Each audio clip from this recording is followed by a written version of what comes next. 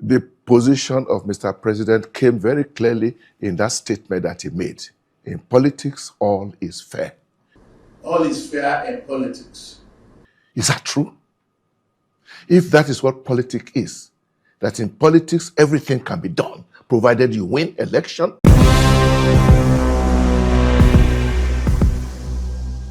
Greetings, viewers and subscribers. You're welcome back again. On this platform, we tell you nothing but undiluted gospel truth.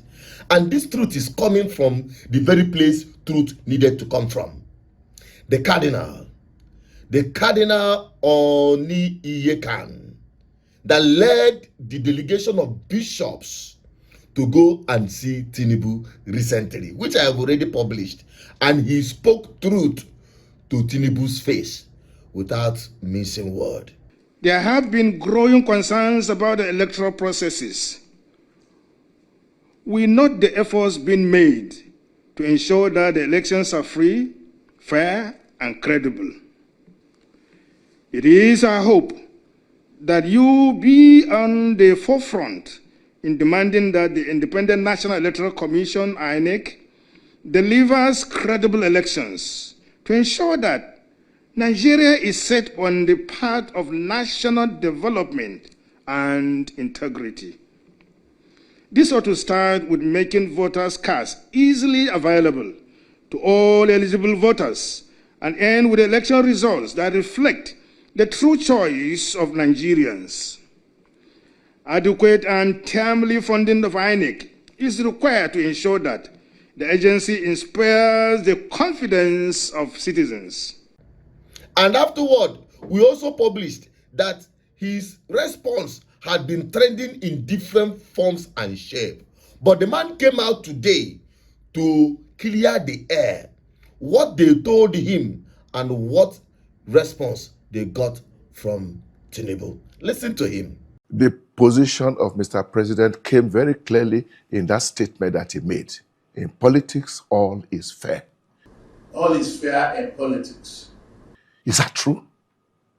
If that is what politics is, that in politics everything can be done, provided you win election. Well, clearly that's not correct. That is not correct. If that is what was said, then it is certainly not correct. That is not. There is we heard it. There is propriety in everything, and they ought to. And that is what we are worried about.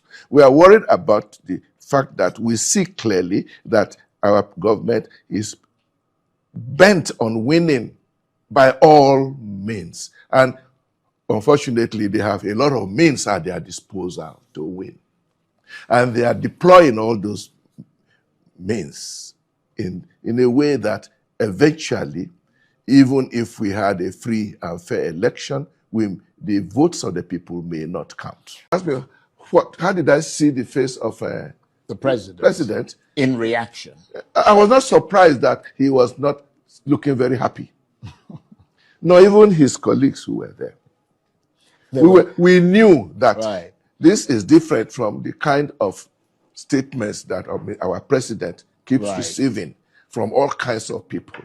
And that is one of the things that worries us, that there are so many people hanging around Mr. President, giving him a rosy picture of what the country is, which it is not. And we felt that we have no duty to do that. Indeed, we have the obligation to help him to appreciate the reality of the situation in which we find ourselves. And that is the reality that we painted, which I know is not the kind of thing that he wanted to hear. And the reply shows very clear. I'm concerned that your cross is going over your microphone. Okay. Yeah, sorry, go on. Yeah, and you can see his reply. We left that hall, both sides, knowing that, we said what we had to say. He said what he had to say. So was it a frosty meeting then? Would you describe it as fairly frosty? Because, I mean, many Nigerians have become accustomed to polite meetings between religious leaders and political leaders. When the nation is bleeding, you can't expect a polite meeting with the head of state. We need to let him know. And his reply is that the nation is not bleeding. We told him our economy is not helping our poor people. He told us the economy is doing fine. Practically speaking, he told us quite clearly that he did not agree with us. Again, I said, we're not surprised. We didn't expect him to agree with us. We have done our duty. We have delivered our message. And we have a feeling that somehow along the line, somebody will show him a few of the things we said. You see that? Now, what will you say about it? For me, I am seeing a situation, like we are told biblically that when God wants to destroy a king, he will first of all send a prophet to warn him. And also block his ear so that his punishment will come very swiftly, like Nebuchadnezzar. That is what is happening to Tinubu as we speak. Because from everything the bishop said, the cardinal said, it is clear that the man is not giving Nigerians any ear. The man believes that he can get it at all costs. That by 2027, he will sit tight in Aso Rock and nothing will happen. Mene Seke Obasi, the handwriting on the wall is very clear. But this man called Nebuchadnezzar of Aso Rock, I think that is the right name now, moving forward. The Nebuchadnezzar in Aso Rock doesn't know that his punishment is coming very swiftly. And there will be no two ways about it that he will be on history that he is the worst humiliated out of office as a sitting president. And that is what is going to happen. Now, apart from that, one small principalities and powers, more that is in Aso Rock, the ones that have been appointed by the kingdom of darkness called APC in the name of Daniel Bwala, went swiftly to his post to drop this nyanyampo, claiming that the bishop is not speaking for Christians, that the bishop is speaking for himself and the Catholics and not the Christians in Nigeria. That the Catholics represent the P2B interest. That P2B is now this religious bigotry is now being narrowed down, not just in Christendom between Christians and Muslims, but now within the Christendom, they are now trying to tell us who is more Christian than another. Now you now have a political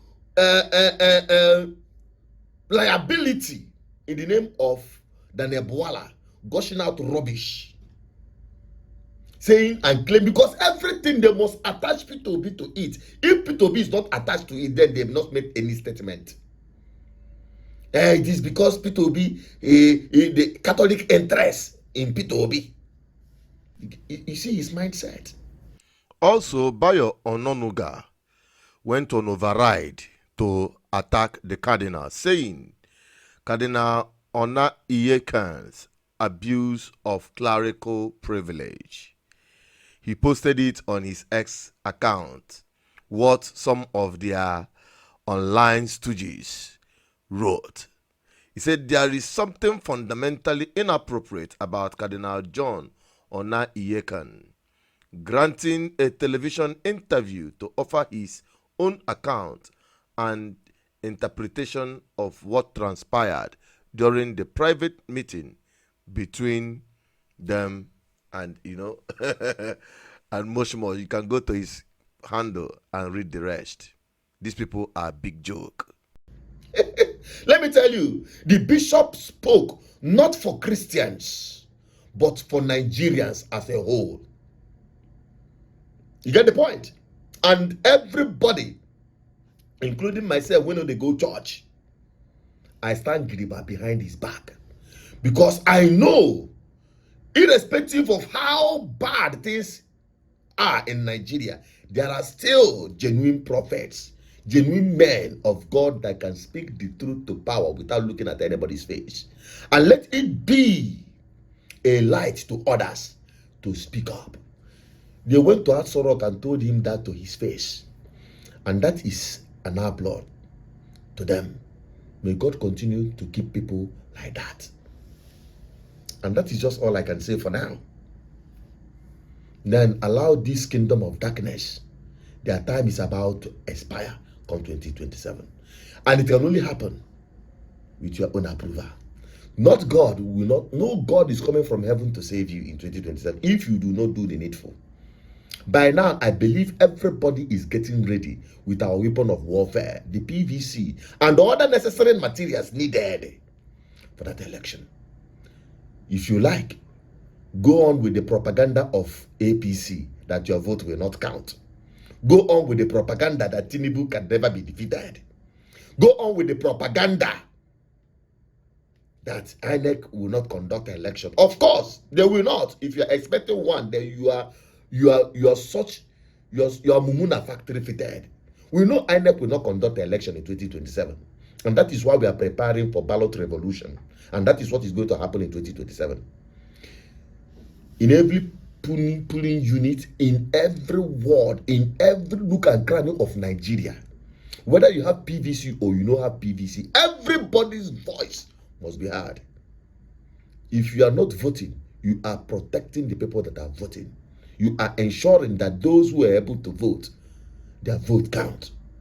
Everybody must be on the street that day.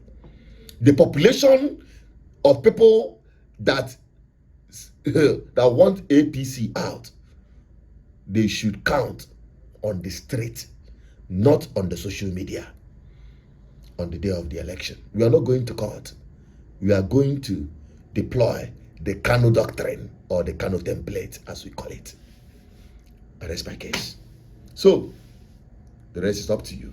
I've delivered the message. Deal with the message and leave the messenger out of it. My name is Aso Rock, your advocate for good governance. Help me share this video to everyone if it makes sense to you. Bye-bye for now.